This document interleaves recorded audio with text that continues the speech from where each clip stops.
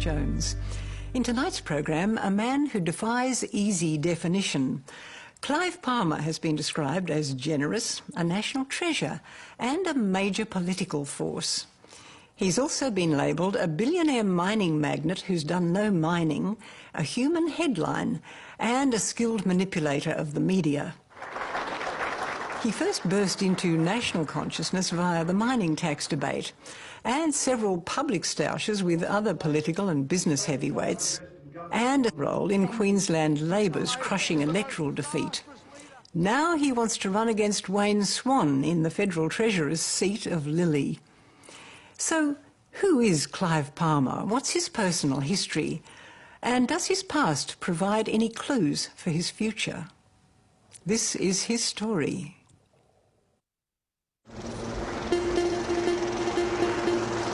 Yeah, much better, or not? Are they much better, or? Yeah, much bigger. Yeah.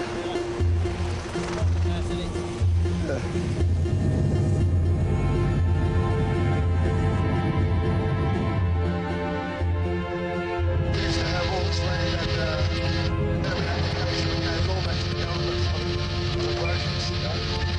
the We're just 80 kilometres south of Karratha. We've got 160 billion tonnes of iron ore. The pipeline runs parallel with the road, but it should be buried. They may not have buried it yet. It was a big call 25, 30 years ago to go out in the desert and to look at the resources and what was there for Australia and say what we could become and what we could do. To take on the big guys, he realised that he had to have the perception that he had a big organisation, and he sort of always created the impression to the, that he was much bigger than what he is, which he, it's like the old story, you've got to fake it before you make it. Clive Palmer's reputation is far bigger than his business interests. He has successfully promoted himself as a mainstream player in the Australian resources sector, and he simply is not. You must feel good about it. Oh, yeah, yeah. We don't know the real inside of his family life, the real inside of what's happening in his companies. Yeah. I think there's a desire there for people to know one way or another, who is this Clive Palmer? It's a sad day for Julia Gillard. Why don't we have an election? Why have we got a minority Australian government? Let the people decide. Let's have democracy, freedom of choice. Okay. Anna Bligh is the most disastrous leader in Australia's history. No one's lost by so much as she has. God bless her. Clive's really a polarising figure. He's incredibly intriguing. There are some that view him as a big talking salesman who's incredibly selfish and in this for himself. And the cowardice of the ALP, the gutless wonders who will now live in oblivion. There are others who say that he's a business genius. He's hugely charitable and philanthropic and generous with his money. Andrew Fraser, get an honest job for a change.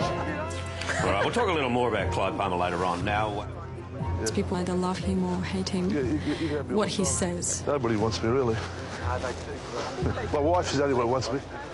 She wants me. Not everyone takes the time to get to know what he actually stands for and what his actual views are, and some people may just criticise without going behind the facade.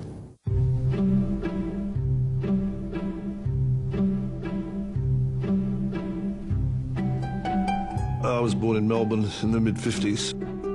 Mum, she was what you would call a one-eyed mother, She thought he had a good son, so she'd support him through and through.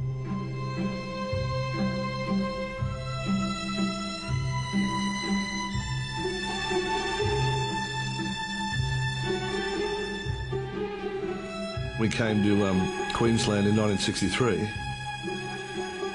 Growing up and in school, he was sort of on the fringe. He wasn't sort of the most popular boy. But he didn't care about popularity. It was all about, if I like something, I want to do it, and if people want to join me in doing it, so be it. Dad started out as a writer and I suppose you'd say a journalist. He started up Radio 3AK in Melbourne, Australia's first commercial radio. He was a silent movie actor.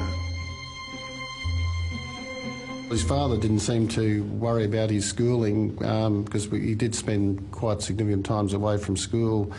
Back in, the 60s, I know there was talk that he was going, in those days it was called Red China, and we thought he was joking. grew up in China in 1962 with my father and mother and my sister, and we stayed in China for around about 6 to 9 months. I remember going to the Forbidden City with Chow En-lai. Chow En-lai's godson is Li Peng, and his daughter is Madam Li, who works for China Power that we do work with now. I think my father was there because he had a lot of compassion and a lot of concern that 300 million Chinese people were potentially facing famine in the early 1960s. He had friends and acquaintances in the government at the time, the Menzies government at the time, that he thought he could utilise and help save lives. Premier, how would you sum up your guiding political philosophy? The Gold Coast in the 60s is a great place to be. Basically, I think that we've got to consider... Joe Bjelke-Petersen was Premier, and he talked about the need to see the state grow. Well, Alan, I see the challenge of a big work in the state that needs to be faced up as quickly as possible. So as I grew up, I was very impressed by all that. Successful completion, ever going forward into... Clive was a family friend. We've known Clive for years, like through school, through football, through sport. He was a good athlete. He was pretty well chasing his dream in his mid-teens, I think. I guess I found my calling at university, but it wasn't in study. I met a girl at university that I wanted to go out with, and I didn't have enough money to take her out, so I thought I'd have to get a job to do that, and that's how I got started, I think, and she was my motivation to get moving. Well, Susan was a wonderful girl, and I was very lucky to be her husband, She was absolutely different to the sort of person I am. She was a quiet, introspective person, but she was always concerned about other people, and where I was a lot more selfish and egocentrical sort of person, With Sue, he had 2 great kids, Michael and Emily. Sue was a very exceptional person, almost like a saint, because Clive, can be very overbearing. Imagine your very own acreage land just 4 kilometres from the Gold Coast Highway. I went out into real estate in 1974, and that group and I made quite a bit of money in those days. From only $19,950. By the time I was 21, we were managing estates and developments from the $200 million, $100 million category. We had hundreds of people working for us, There's been many staff that have worked for me that have become millionaires, many staff, but Clive is the billionaire, and he was he was definitely one of the best salesmen that we ever engaged. I think by the time I was 27 or 29 or something like that, I probably had assets worth about $40 million, which I thought was enough in life, and certainly is more than enough, right? But so I thought I'd retire. But all my friends had to go to school, and they all had mortgages. So it was a pretty lonely sort of a life. In which the onshore installations... So in 1984 it was, I established Mineralogy, our minerals company, and we took over large iron ore deposits in Western Australia, and everyone thought I was crazy. And then he risked everything to get into mining, which is a fairly big task, especially when you don't know anything about mining at that particular time. This turned out to be one of Clive's smartest investments. Would you be drafted by Sir Joe to handle the national media? Well, it's not for me to preempt what the Premier would want to do. I remember interviewing Clive Palmer in the 80s when he emerged as part of the Bjelke-Petersen's private enterprise push. All of us in the National Party and all Australians generally. And Clive emerged in the National Party. Clive was all over National Party politics. Well, all our research indicates the opposite. Well, that really is very difficult to follow. Clive was a very staunch fan of Sir Joe Bjelke-Petersen. Our Premier, Joe Bjelke-Petersen. This was where he wanted to see himself as one of the big wheelers and dealers in Queensland, and Sir Joe was the perfect mentor at that stage. Our President Clive and Sue Palmer. The way business was being done at that time, the minister, at the stroke of a pen, could make you a multi-millionaire through a property rezoning. It's also been alleged Mr Hinz's decision greatly increased the value of Mr Palmer's land. More cronyism or not? Well, Mr Palmer, the clear innuendo is there. Are you indeed a crook?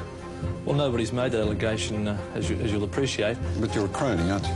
Certainly not. I mean, what is a crony? Are you a crony? There was no direct evidence of impropriety by Clive Palmer at that time. I know you boys and you people very, very well. I know how you think, I know how you work, and how you operate. Joe won the 1986 election, and Clive was seen to be one of the key figures behind that victory, and you know, the architect in that campaign. It was in the early 80s when my brother Andrew started working for Clive, maintaining his houses and his properties, his vehicles. My brother met Annie in Bulgaria. He told me that he met a very smart, intelligent young lady, and she is smart, and he's the woman that he wanted to marry. I think Clive, pulled a few strings to get Annie out here. It just probably pushed things along a bit, I came to Australia about 20 years ago, back in 1993. I was only 18, so everyone's doing the maths now. And the reason why I came was because I had fallen in love with Andrew. When Andrew and Anna got married, Anna's parents were in Bulgaria, and actually Clive gave Anna away as the father of the bride. Andrew needed someone that he trusts and respects very much, that was also old enough to be walking down with me as my father. Sounds terrible now, but it made sense. I must say, the time on our way to the church, when I was feeling quite overwhelmed, I should say, he had the... It was quite nice to turn around and say, don't worry, everything will be okay. Don't worry. So that was lovely. Clive and his wife Sue were there. They were as my mum and dad. They sat at the head table with us. He made a lovely speech, which he's very capable of.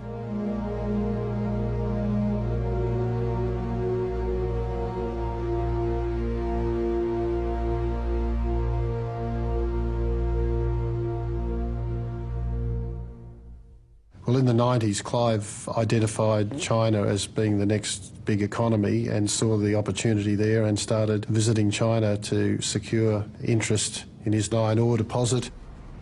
In January 2006, Clive was in China doing this big deal that he'd been working for 20 years. And he was called back urgently because Sue had collapsed and there was no warning. And I got a telephone call from the doctor telling me that my wife, she had very serious cancer. We didn't even know she had that. And she was so sick that she couldn't get out of bed. So I'd left her 10 days before, not knowing anything was wrong. So I flew straight back. The hardest thing, I guess, was my son was 15 at the time, and he wouldn't leave his mother day or night, and you couldn't make him. So he was there continuously for 90 days. My daughter, Emily, was only 10. Even though she's gone, her love still sustains me in many things that I do. And, I think about the things she's taught me and what she's done. I'm very grateful to God that that's happened in my life. Andrew passed away in 2006, early 2006. He had been sick for about 3 years before that. He passed away of cancer in his 40s. It was a tragedy. And we even wondered if we were in the same hospital, even not knowing. After his wife died, he was just going through the motions. His focus was on his kids and making sure they were stabilised. I know when Sue passed away, I was left with Emily. How do you take her through all the different things that happened from 10 to 14? It's very difficult and still be a good parent and try to do the best you can. So that was a great challenge for me.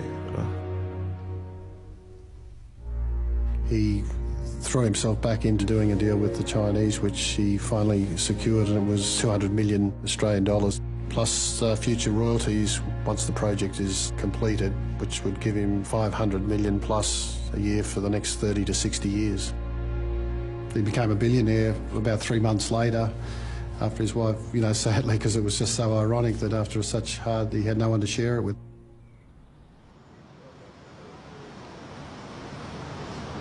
Clive contacted me first through Andrew's brother to say that if there's anything I needed, he offered help, I guess. I'm very lucky that you're coming out to have coffee with me. He was quite understanding, much of a relief to be able to speak to someone else without them wondering, being awkward, I guess. Anna had the same experience with her partner, and I think that was a common link between us, that we were each going through a difficult time. Clive had been very good in that time because he was one of the few people that really understood that I would really needed the change. Annie would talk to Clive about Andrew, and Clive would talk to Annie about Sue. And it was like for some time, and that's probably a way to share their grieving, and I'm pretty sure that's what happened. I never thought of Anna as a partner in life at that stage. For about 2 years we started going out together, and then finally we got married. Well, getting married with Clive, for me personally, I don't know what he has said, but for me personally was not an easy decision, because I was still feeling very married. I was wearing my wedding ring for a long time. And I think he felt the same way. So getting married as such was not a priority. Getting remarried, I should say, was not a priority. Having Mary, on the other hand, was a different story. I really wanted to have a baby very quickly, and Clive also very much wanted to have a bigger family.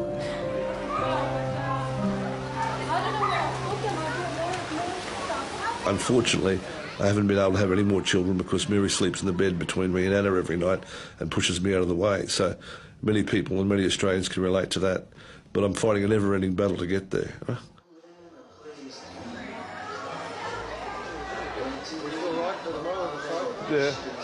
Yeah, difference in age. I think Anna's, 38? I'm 58, so there's 20 years difference. I mean, I was very grateful that anyone would want to spend any time at all with me, let alone someone as attractive and as vital as she was, and she is. My name is Nickel Magician, and we've got a lot of fun at Mary's birthday. Do you mind just ringing? I must be one of the most pampered wives anywhere in the world. I would probably challenge any other wife to that. Even though I knew a lot about him over the years, it was more about him as a person, not so much about what he does. I kept telling all my friends he had a small business. And at some point he thought it wasn't funny anymore, so he thought I should be exposed to see what he actually does. I guess it sounds strange that I'd been so close to him for a long time without really realising what he's involved in, but it wasn't relevant to me. I just thought he was trying to impress me and exaggerating everything he said. They were due there in 2 hours. There's a feeling in the mining industry that with Clive Palmer you have a miner who's never really mined anything. He has these vast tracts of land and this low-grade ore, never really got it to a stage of being considered a true mining magnate. Clive still owns the tenements, and the Chinese acquired the right to take it out of the ground. We have pure iron because all of the other bad things are left behind because they're not magnetic. He's on the right path, he's in the right industry, he's just not there yet. We're now waiting for the iron ore project in Western Australia to be complete and to start paying him the royalties. There's over 160 billion tonnes of iron ore here, and all the hills around here are all magnetic. So if you flew over here in a plane, your compass wouldn't show you true north. It would go around and around it. Well, the project is an ongoing story. It's unfinished business, so it'll be probably triple the budget and 3 years late. So the ore goes into the crusher and on a conveyor up to the concentrator up there, right? The next 12 months really will be crucial in determining whether he can stake his claim on being a mining magnate. I've got enough money, I don't need to work, I don't need to do anything. I can just go and sit in the Bahamas all day. When you're the wealthiest man in Australia, you don't need to. I've got plenty of money, I'm not going to go broke overnight. I think with Clive there's a healthy dose of swagger. He's one of the few people who, when the BRW rich list comes out, he actually contests the figure that's put beside his name and argues that it should be higher. No other businessman does that. See you back, we'll get going. One of the issues with Clive is that he is a private person and he has private finances. There is a lack of transparency, which is essential to accurately value someone for the sort of exercises that we undertake at Forbes.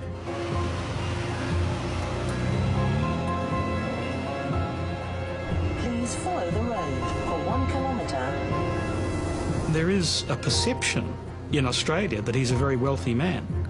But looking at a helicopter or looking at a plane or looking at a soccer team, that doesn't tell you anything. That tells you where he spent it. It doesn't tell you whether he still got it. Oh, the Forbes list I'd throw out. They don't like me for a few reasons that I can tell you about. We've got 160 billion tonnes of iron ore reserves in Western Australia, probably about 100 billion tonnes of thermal coal in the Gayley, right?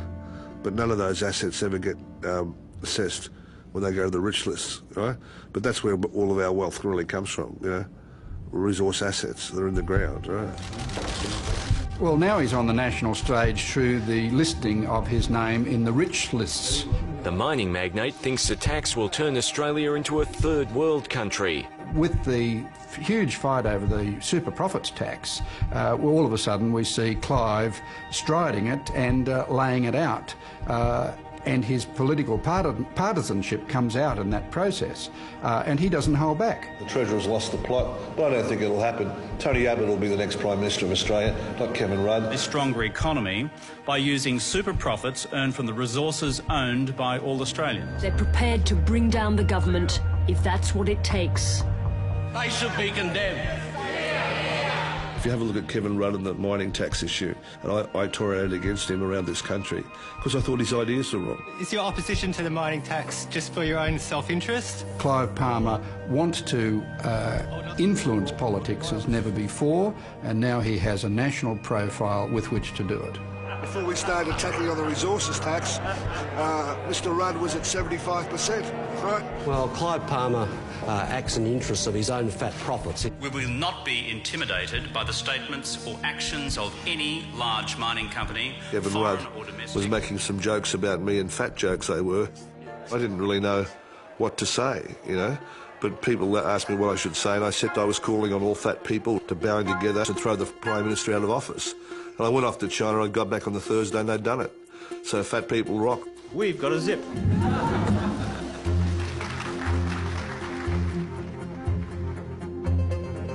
That's what it was then. Well, we're not sort of worried about friends. We didn't offer to take it off, but that's not an issue. Just listening to Clive, you can cast your mind back to the Joe era. There's a nice photo of Thimbleboys. Okay. It tells you how they're going to fund it. It tells you how they're going to create misinformation. You can go to a Clive Palmer press conference and you really have no idea what you're going to get. At the end of it, you'll feel used, abused and entertained all at the same time. That was just plain. Billionaire mine owner Clive Palmer has accused the CIA of trying to destroy the Australian coal industry, and he believes the Greens are guilty of treason for helping. Drew Hutton is a tool of the US government and Rockefeller, and so are the Greens and everything they say. Simple as that. I do have a few press conferences and I do enjoy the jostling of the press, you know. It's always good to see them trying to work out things and things, you know. That's how you know it's funded by the CIA. You asked the question, I gave you the answer.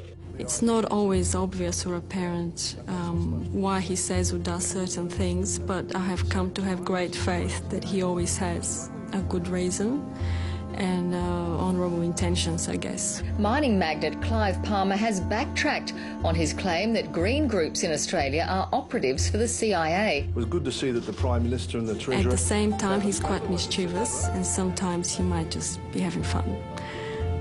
It's hard to tell. let me say, I don't regret having made that statement. Okay, thanks very much. See you again. Clive's no mug. People should be very careful that they're not snookered or sucked in by Clive's tomfoolery. I want to offer an official apology to Clive Palmer. What? Clive Palmer. Certainly. I do say some terrible, infuriating things. I say, did I really say that when I go home and think about it? My wife goes mad at me every now and then, but I have to live with that, like every husband has to live with his wife going mad at him, you know? It's a great levelling experience, you know? Happy wife is a happy life, that's what they say. We'd like to offer an apology. You were right all along, Clive. You are the CIA's #1 priority. Oh, well, 6 could be like 30 days from now, 40 days from now, something. Okay? So that's all up, what, 70 million all up, is it? Well, Clive's up there now with the colourful tycoons of Australia.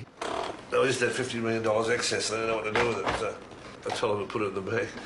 And tycooning is a syndrome all its own. It has political power, it has financial power, and he's not afraid to use it. If I've got any power or influence, it's because of the strength of my ideas, not for how much money I've got.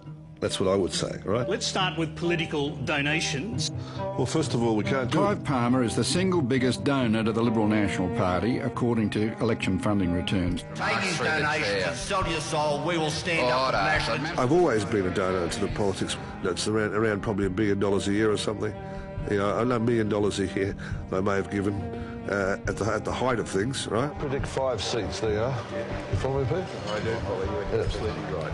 Yeah. He's now got a lot of his friends who are running the Queensland government, and I got no doubt they'll be getting calls from Clive Palmer. I think we could have Labor down to about 5 seats, and who knows who'll form the opposition. Whoops. His next big game is the federal arena and bringing down Julia Gillard, and he's happy to do it both for himself and for the Conservatives, and he'll be in there swinging, and he will do everything he can to bring down the federal Labor government. Okay. Well, I'll be announcing on Monday that I'll put my expression of interest into stand against Wayne Swan. Thanks. Well, thanks everybody for coming. I'm sorry to keep you waiting. I just wanted to make an announcement that I've put an expression of interest in to stand the next federal election for the seat of Lily. Alex, I won't get any money out of it. I'm not motivated by the money, I can guarantee you that. Or by the status, or by the free cab vouchers, right? So, yeah. So, Mr. Swan, we're looking forward to an interesting campaign. But Wayne Swan's laid down the challenge. She's laid down the gauntlet. Is this a stunt, though? No, this is not a stunt. I've just said it's a factual reality. You can expect one of the most colourful characters in Australian politics and Australian business to continue to emerge at every opportunity on the national and state scene. You haven't heard the end of Clive Palmer. You're just going to have to get used to having bigger screens. I was going to shut the door. See you later. Whew. That was good. Anyway,